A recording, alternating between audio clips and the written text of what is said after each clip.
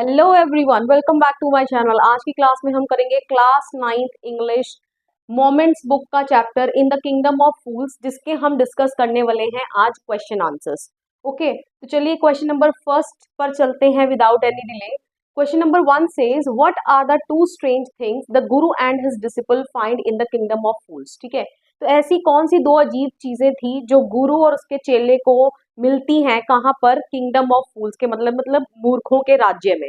Okay, तो question से ही answer की शुरुआत करेंगे। The two strange things the guru and his disciple find in the kingdom of fools are, number 1, the day is changed into night and night is changed into day. ठीक है, तो उन्होंने day और night को interchange कर दिया था ना, स्वैप कर दिया था कि अब से दिन क्या होगा रात और रात क्या होगी दिन। Next, price of all the things is the same, that is a डूडू। ओके, और सभी चीजों का जो दाम था वो एक ही था, दैट इज अ डूडू। ओके, डूडू वहां पर क्या है? करेंसी है, यूनिट है, ठीक है, जिसमें चीजों को खरीदा बेचा जाता है। Okay, next question, why does the disciple decide to stay in the kingdom of fools, is it a good idea? ठीक है, तो डिसिपल जो है, जो चेला है, वो उस किंगडम ऑफ फूल्स में रहने का क्यों करता है, मतलब कि वो वहां से जाना नहीं चाहता। वाई, उसका क्या रीजन है, और क्या ये जो उसके मन में आई कि मैं वहीं ठहर जाऊं, क्या ये गुड आइडिया था? ओके, तो चलिए देखते हैं answer. The disciple decides to stay in the kingdom of fools because eatables and other commodities are cheap there. ठीक है, क्योंकि वहां पर खाने पीने की चीजें और पीने के अलावा भी और भी जितनी चीजें हैं वो क्या थी, सब बहुत सस्ती थी। Okay, and he turns greedy and all what he wants is good cheap food. ठीक है, तो वो ये देख कर ना कि सभी चीजों का एक ही दाम है, ठीक है, बहुत सस्ती चीजें हैं, तो वो उसके मन में लालच आ जाता है। ठीक है, वो लालची हो जाता है, एंड जस्ट उसको क्या चाहिए था? Good cheap food. ठीक है, अच्छा, बढ़िया और सस्ता खाना। Okay, no it is not a good idea to stay there. ठीक है, वहां रहना जो था वो अच्छा आइडिया नहीं था, because the king and the minister were foolish. ठीक है, क्योंकि जो किंग और जो उसका मिनिस्टर मिनिस्टर था वो दोनों ही फुलिश थे। ठीक है, या फूल्स भी लिख सकते हैं हम यहाँ पे। And living there can prove dangerous. ठीक है, और वहां पर रहना क्या साबित हो सकता है? डेंजरस प्रूव हो सकता है। ठीक है, खतरनाक साबित हो सकता है। ओके, चाहे आप प्रूव लिखो, चाहे आप इस तरीके से लिखो, living there can be dangerous या कैन प्रूव डेंजरस, दोनों में से कोई आप एक वर्ड लगा सकते हैं एक टाइम पे। ओके, नेक्स्ट क्वेश्चन इज, आपको नजर नहीं आ रहा होगा, मे बी लाइट का रिफ्लेक्शन यहाँ पड़ रहा है, लेकिन कुछ कोई बात नहीं, मैं क्वेश्चन रीड कर देती हूँ। Name all the people who are tried in the king's court and give the reasons for their trial. ठीक है, उन सभी लोगों के नाम लिखो जिनकी पेशी लगती है राजा के दरबार में, एंड उसका रीजन भी बताओ कि उनकी पेशी क्यों लगती है। ओके, तो सबसे पहले हम सबके नाम लिख देंगे। The people who are tried in the king's court are, number 1, the rich merchant, the bricklayer, the dancing girl and the goldsmith. Okay, तो अब हम इसका रीजन लिखेंगे कि क्यों इनको बुलाया जाता है, इनकी पेशी एक्चुअल में लगती क्यों है। The rich merchant was tried because the wall of his house had fallen on a burglar who died on the spot. ठीक है, तो रिच मर्चेंट को इसलिए पेशी लगती है उसकी, क्योंकि उसके घर की जो दीवार है वो एक बर्गलर मतलब थीफ के ऊपर गिर जाती है, जो उसी समय मर जाता है। Okay, the rich merchant put the blame on the bricklayer. He was tried because he was accused of building a weak wall. ठीक है, अब जो रिच मर्चेंट है, जब उसको पता चलता है कि उसके ऊपर ये इल्जाम लगा दिया गया है, ठीक है, उस बर्गलर के मर्डर का इल्जाम उसके ऊपर आ गया है, तो रिच मर्चेंट जो है वो ब्लेम ब्रिकलेयर के ऊपर डाल देता है। ब्रिकलेयर मतलब मैसन, जिसने वो दीवार बनाई थी, एंड उसको बुलाया जाता है, उसकी पेशी इसलिए होती है क्योंकि उसके ऊपर अब ये इल्जाम है कि उसने वो दीवार क्या बनाई? वीक बनाई। ठीक है, कमजोर बनाई। अब ब्रिकलेयर जो है वो आगे ब्लेम कर देता है किसको? डांसिंग गर्ल को, and she was tried in the king's court because she was held responsible for distracting the bricklayer, because of which he could not concentrate on his work and build a weak wall. Okay, अब ये जो bricklayer है ये dancing girl को blame करता है, और उस डांसिंग गर्ल की पेशी इसलिए होती है कोर्ट में क्योंकि उसको रिस्पॉन्सिबल ठहरा दिया जाता है ब्रिकलेयर की अटेंशन को भंग करने के लिए। ओके, जिसके कारण ब्रिकलेयर जो है वो अपने काम पर पूरा कंसंट्रेट नहीं कर पाता, और उसने कैसी दीवार बना दी? कमजोर दीवार बना दी। तो इसका सारा जिम्मा किसको ठहरा दिया गया? उस डांसिंग गर्ल को। The dancing girl then passed on the blame to the goldsmith. अब जब डांसिंग गर्ल को बुलाया जाता है तो वो अपने ब्लेम को किसके ऊपर पास कर देती है? गोल्डस्मिथ पर पास कर देती है, who did not keep his promise, जो अपना प्रॉमिस नहीं पूरा करता, and made her visit his shop multiple times on the day the bricklayer was building the wall. ठीक है, तो जिस दिन वो जो ब्रिकलेयर दीवार बना रहा था, तो उस दिन उसने मल्टीपल टाइम्स चक्कर लगाए उस गोल्डस्मिथ की दुकान के। क्यों? क्योंकि उसने अपना प्रॉमिस जो है वो पूरा नहीं किया, उसको उसका जो भी ऑर्डर था उसको टाइम पर नहीं दिया, बिकॉज ऑफ विच उसने इतने चक्कर लगाए, ठीक है, जिसके कारण जो ब्रिकलेयर था वो उस डांसिंग गर्ल को देख रहा था और उसकी जो अटेंशन थी वो कंसंट्रेट नहीं कर पाया और उसने वीक दीवार बना दी। ठीक है, तो इसके अंदर डांसिंग गर्ल का भी कोई कसूर नहीं है, उस गोल्डस्मिथ का कसूर है। ओके, अब गोल्डस्मिथ को बुलाया जाता है। Goldsmith then blame the rich merchant. अब गोल्डस्मिथ जो है वो रिच मर्चेंट को ब्लेम करता है and explained that he was engrossed in preparing rich merchant's order. ठीक है, वो पूरा एनग्रोस मतलब पूरा उलझा हुआ था, पूरा व्यस्त था रिच मर्चेंट का ऑर्डर प्रिपेयर करने में, as he was very impatient, क्योंकि जो रिच मर्चेंट था वो बड़ा ही बेसब्रा था। ओके, उसके अंदर बिल्कुल भी सब्र नहीं था, because of which he failed to deliver dancing girl's order on time. और इसी के कारण, क्योंकि उस रिच मर्चेंट ने सब्र नहीं किया, जिसके कारण वो डांसिंग गर्ल का ऑर्डर जो है वो समय पर नहीं दे पाया, तो इसलिए वो रिस्पॉन्सिबल नहीं है वीक वॉल बनने के लिए। कौन रिस्पॉन्सिबल है? वो रिच मर्चेंट रिस्पॉन्सिबल है। Okay, and this was the same rich merchant the wall of whose house had collapse. ठीक है, और ये वही रिच मर्चेंट निकलता है जिसके घर की दीवार जो थी गिर गई थी, किसके ऊपर? बर्गलर के ऊपर। तो कहने का मतलब घूम फिर के रिच मर्चेंट के घर से कहानी स्टार्ट हुई और घूम के फिर वो वही रिच मर्चेंट के ऊपर आकर अटक गई।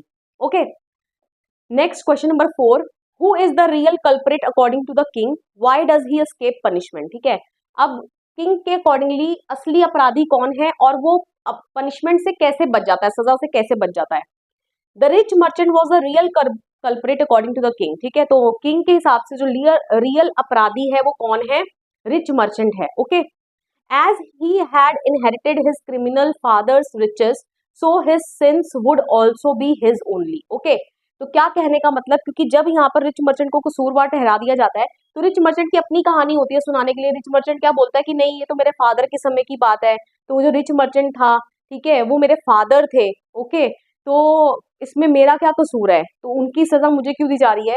तो किंग आगे से यही बोलता है कि अगर तुम्हारे फादर की सारी जो क्रिमिनल फादर इसलिए बोला है, ओके, कि तुम्हारे फादर जो है एक अपराधी है और तुम्हारे अगर क्रिमिनल फादर की सारी प्रॉपर्टी रिचेस मतलब अगर तुम्हारे पास पास ऑन हो रही है, तो उनके अपराध भी किसके पास पास ऑन होंगे? तुम्हारे पास ही पास ऑन होंगे। Okay, he escaped punishment because he was too thin to fit the stake that was made for execution. Okay, तो वो सजा से ऐसे बच जाता है क्योंकि जो स्टेक बनाई जाती है, ठीक है, उसको पनिश करने के लिए वो स्टेक में वो पूरा नहीं आ पाता, फिट नहीं आ पाता, वो बहुत पतला था उसमें फिट होने के लिए, इसलिए that is why he escaped punishment. Okay, next question, what are the guru's words of wisdom, when does the disciple remember them. ठीक है, तो गुरु के वर्ड्स ऑफ विजडम मतलब सीख भरे वर्ड्स कौन से थे और डिसिपल उन वर्ड्स को कब याद करता है?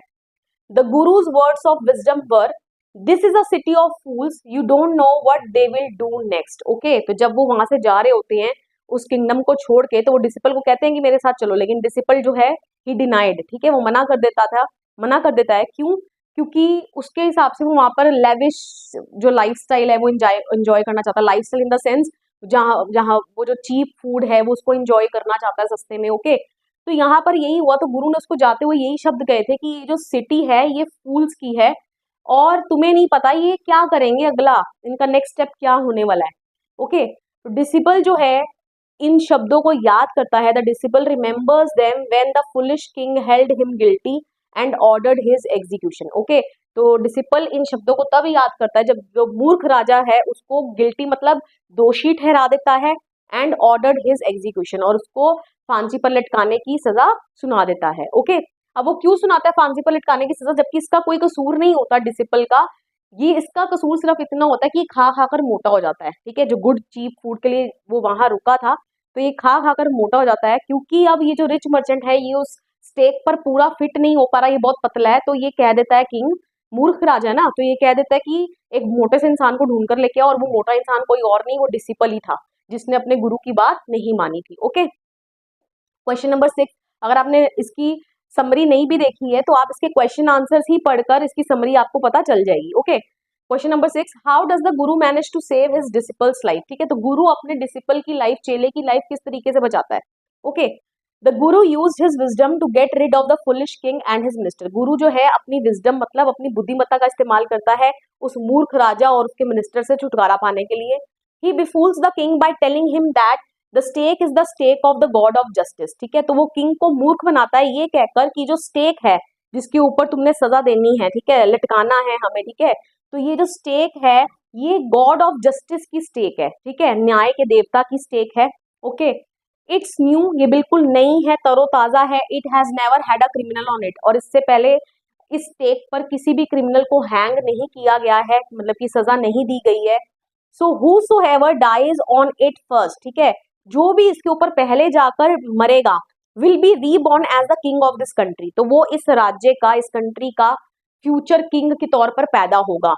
And whoever goes next will be the future minister, और जो उसके बाद सेकंड नंबर पे जाएगा मरने के लिए वो उसका मिनिस्टर बन के पैदा होगा। Okay, this was enough to allure the king, ये किंग को एल्योर करने के लिए, मतलब झांसा देने के लिए, लालच देने के लिए काफी था।